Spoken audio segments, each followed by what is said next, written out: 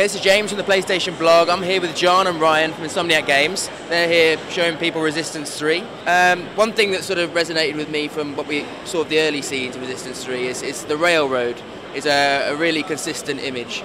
And it conjures up all these ideas of people discovering this vast country at an incredible rate. What does that image mean to you as a writer? I think that image really encapsulates the feeling of Resistance 3. You know, there's kind of a desperate feeling to people who hop on the railroad and go from town to town, and that's the feeling we want the player to have as they're journeying along this journey during the game. We want them to feel like desperate. You know, the world is we're clinging to survival as humans, and that thematically, I think that's what we want the player to feel. And I've heard the overriding story described as a road trip. Yes. Could you expand on that theme? Sure. When we were doing research for the game, a couple of movies that we watched. One was The Road. And we also read the book Cormac McCarthy. It was a big influence for us. But also District 9. Not necessarily a road movie, but it had great weapons and great aliens. So we kind of like to say that we're merging kind of those two as our inspiration for Resistance 3. To move on to you, Ryan. So these things we touched on, this theme of the railroad, this charting a journey across a great country. What does that mean with things like level design and the sort of look of the game? Well, one thing that the design team did this year, and along with our creative director, that I thought was just brilliant, was they created these like mood maps. And I wish we could show them to you, but they really physically mapped out within their levels emotionally how they wanted the player to feel.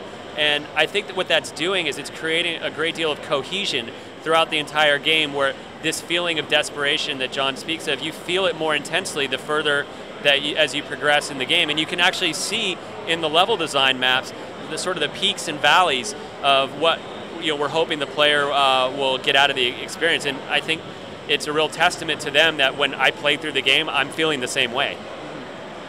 Touching on that, sticking with that theme, sure. What are we seeing today, and where does that sit in that timeline and that mood map? Sure.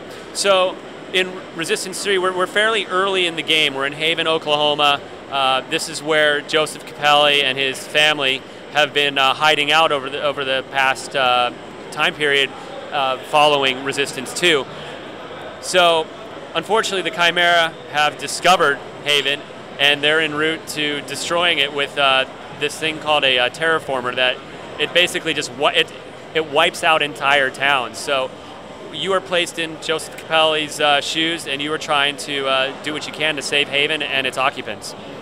So, as you said there, Capaldi, new protagonist in this in Resistance 3. Right.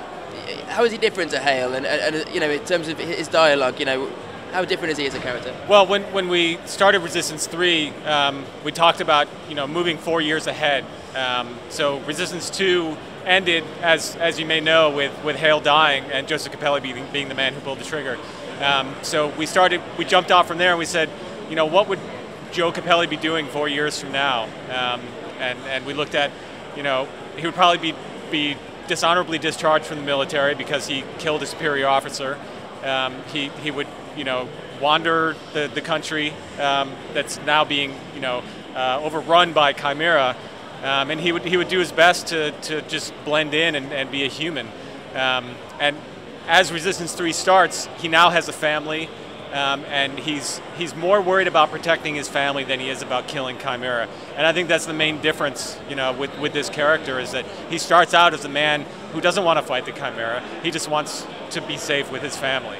But the events of the game force him into going back. It's like the old gunslinger, forces him into taking on the Chimera again. And Ryan, does this sort of almost vulnerability, kind of desperation, do you feel that in the gameplay?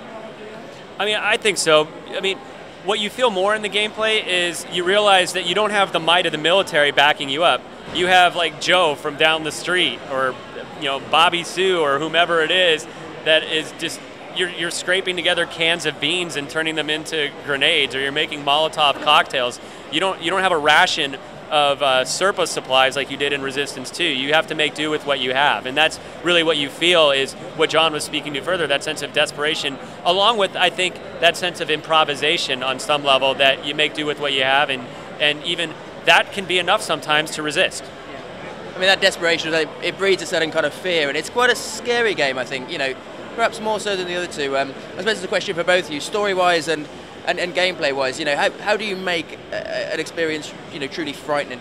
Well, I think you put the player in a position where they don't know what's going to happen next, you know, and you set the stakes so that you feel like if you don't get through this, you know, you're going to die, your family's going to die, you know, you really want the player to feel like there's a lot at stake, and they don't know how it's going to turn out, and you know, the greater the odds against them, I think the more fear, you know, you'll have.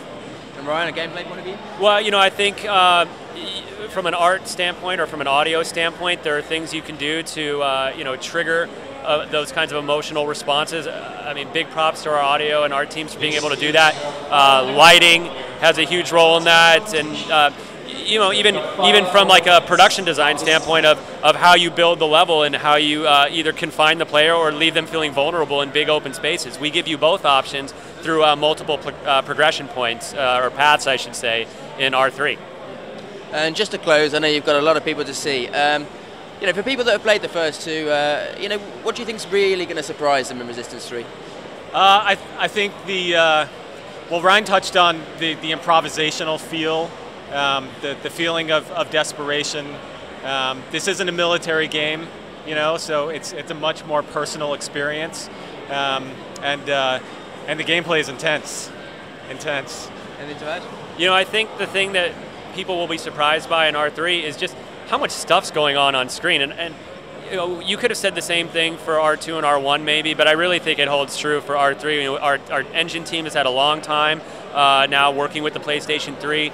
They're working really well in concert with our art team to figure out how to really push the PS3 to the max, and you can see in the Haven demo all the amount of effects and particles and you know, enemies on screen. What's happening with our brawler as he's, you know, raining down grenades, and you have multiple enemies there, and you've got multiple town citizens fighting. It's almost overwhelming. Okay, thank you, gentlemen. Always a pleasure. Thank you.